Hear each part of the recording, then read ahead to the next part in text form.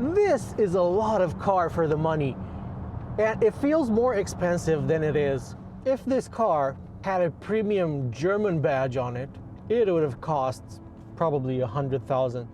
We're coming up to a speed bump, and I'm not going to slow down for it. Let's see. That was a big speed bump. The 001 is my favorite Chinese car. It's the best one I've ever driven. You can think of it a bit like Geely's Porsche.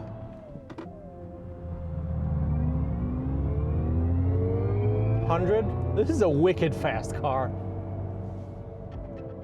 China's electric car market moves so quickly that some models are already heavily revised at home by the time they reach Europe. The Zeekr 001 sold here is basically the original 2021 car. It has a 400-volt platform, less power, and older technology than the version Chinese buyers can order today. So Europe is effectively getting China's old Zeekr 001, but there's a problem. It's still exceptionally good, especially for the money. Whichever way you look at it, China leads the West on electric cars. Their cars charge faster, are faster, and are cheaper than what we get here in the West. Not only are they good enough to be sold here, but some of the Chinese cars we get here in the West are already old models back home. And the Zeekr 001 that I'm driving today is just one example. The 001 we get here in Europe is the pre-facelift model. It runs on a 400-volt platform, so it doesn't charge as quickly and isn't as efficient as the one you can get in China today. And it's not as powerful either. So the heavily revised model is strictly reserved for the local market. But driving it, you wouldn't really know. The 001 is my favorite Chinese car. It's the best one I've ever driven. It oozes luxury and sophistication, and it looks European. This is because, of course, it's one of the 14 brands under the Geely umbrella. You can think of it a bit like Geely's Porsche. It's not as sporty as a Porsche, nor is it as luxurious as a Bentley, but it actually comes surprisingly close to both.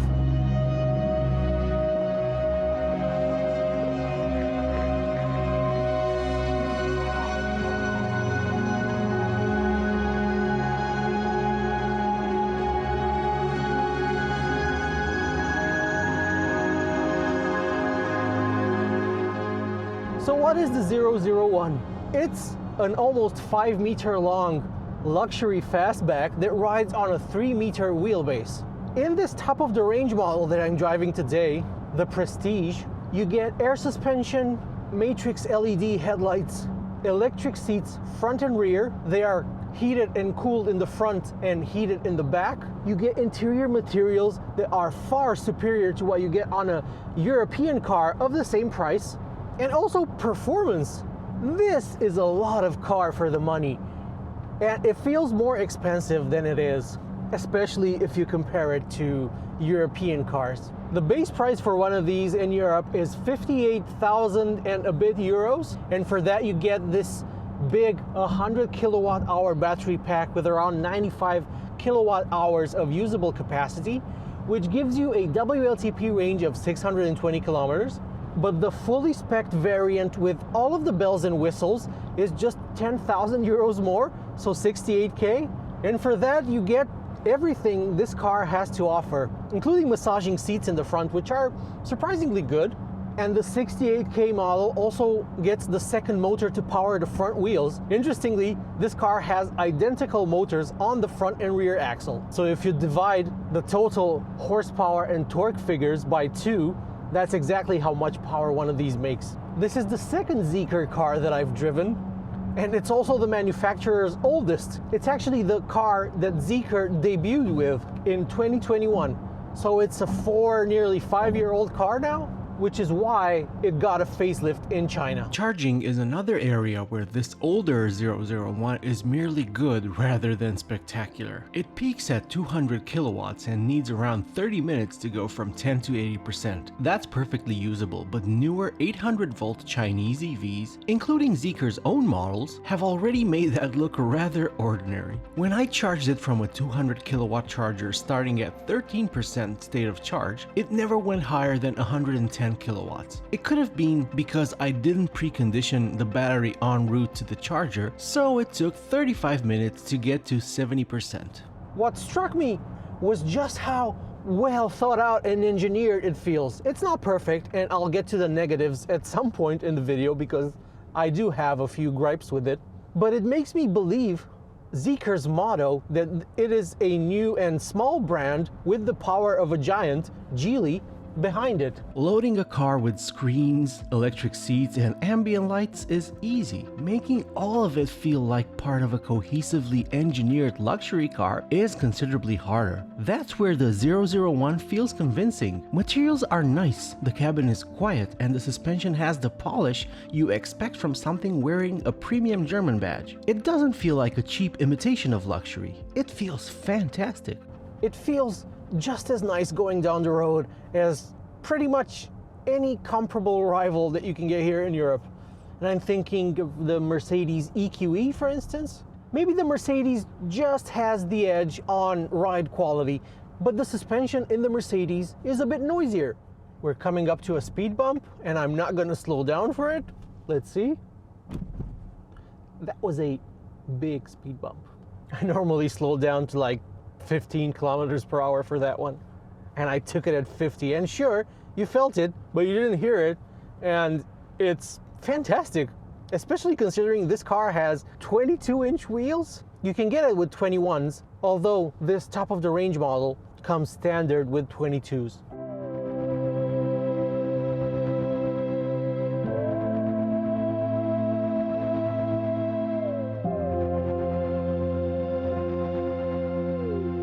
Even though this is a Chinese car, it does not feel Chinese. Especially sitting here, it feels very European, except for maybe the huge screen, which is a 15-inch display that in the facelift car you get in China has been upgraded to an OLED display, which is even nicer looking, although the resolution on this and the response is generally very good.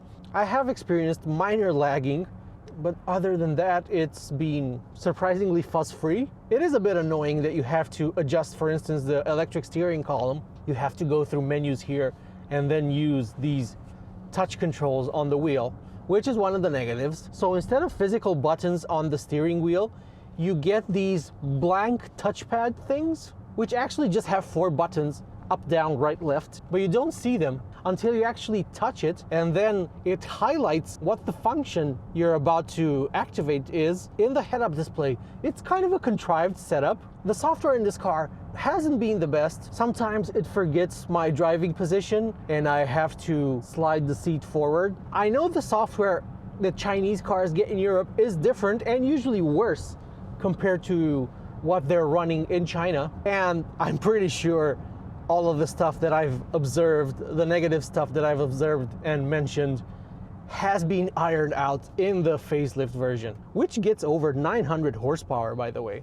And you don't have to get the fancy quad motor FR version for that. I didn't spend enough time with the driver assistance systems to judge them properly, but owner experiences seem mixed. Some praise the adaptive cruise control, while others report occasional nervous steering, phantom braking, and an overly cautious follow distance. I mostly used the adaptive cruise control on the highway, and I didn't encounter any problems or annoyances. And the underlying safety performance is far more convincing. This car earned 5 stars from Euro NCAP, with its autonomous emergency braking system avoiding the collision in almost every test scenario. The automotive safety body reports that its main weakness was the driver monitoring system, which is supposed to detect fatigue, but it didn't do so well for detecting a distracted driver.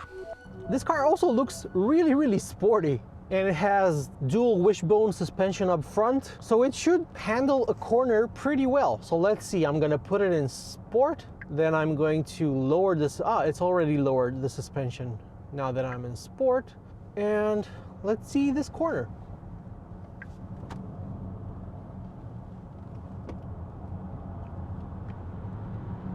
Whew. There is some body roll, but not much. Yeah, this does not feel like 2.3 tons. None of this came from a company learning how to build cars from scratch. Zeekr may be a young badge, but it draws on the engineering, purchasing power, and manufacturing scale of the Geely Group. And that includes experience from Volvo, Polestar, Lotus, and several other brands operating across different parts of the market. The 001's maturity makes more sense once you stop treating Zeekr like a startup. Yes, the name is new, but the industrial machine behind it is not. And it's vast. So 3.8 seconds to 100 kilometers per hour. Let's see what that looks like. In fact, I'm going to enable the acceleration sound, which I'm not a huge fan of, but simulated sound waves. Let's try time travel.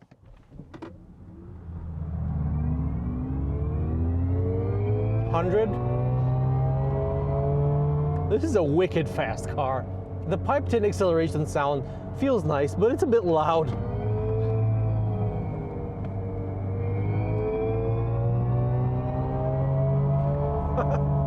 This is a quick car, and it's surprisingly good through the corners too.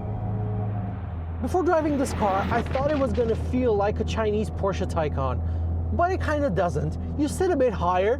It's maybe somewhere in between a Taycan and the Macan. You don't sit high, but you don't sit low either. Let's try the other sound. Mecha Frenzy. I think this one is more like a traditional gas car sound.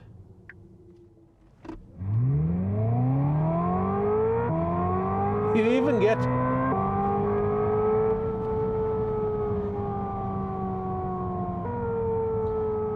get simulated gears.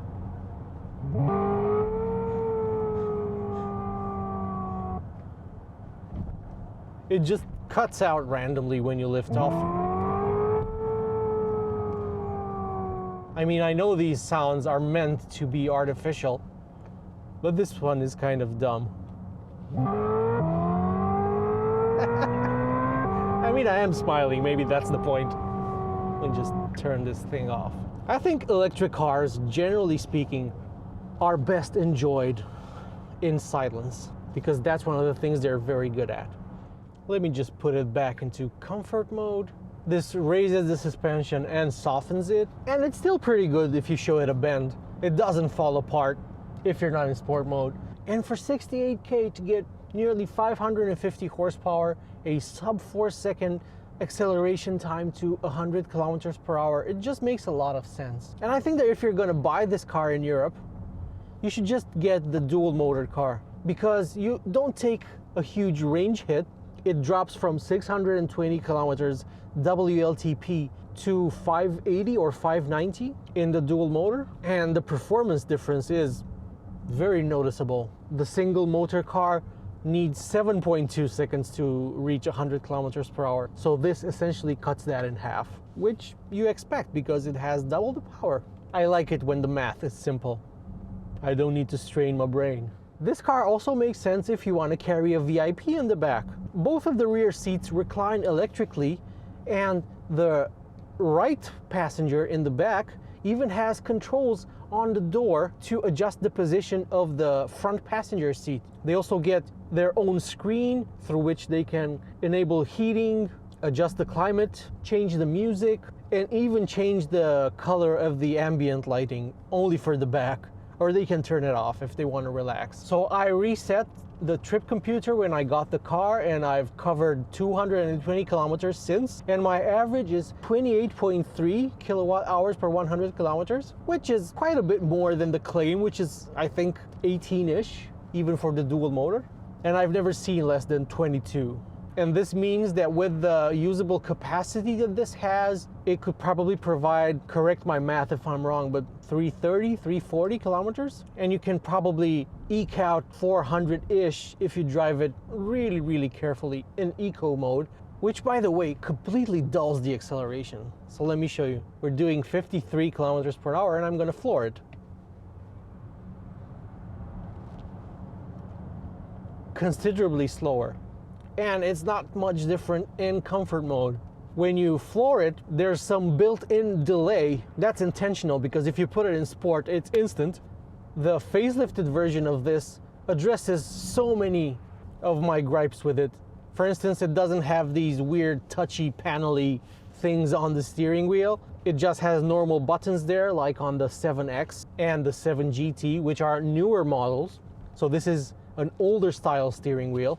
If this car had a premium German badge on it, it would have cost probably 100,000. But because it doesn't, it doesn't. The problem for Europe isn't simply that Chinese cars are cheaper. Prices can be slashed through finance department magic, and equipment can be thrown in for free to make a car more attractive. But that's not the real issue here. It's speed. Chinese manufacturers can spot something that's irritating, redesign it, put a new version into production, and have it sitting in a showroom before European brands are even halfway through the meetings about how to fix it. The 001 proves the point rather brutally. Europe is only getting the old one, and it's already making established premium EVs look expensive, under-equipped, and fairly complacent. And back to China for a sec. They've already built a better one, which they don't feel the need to bring over.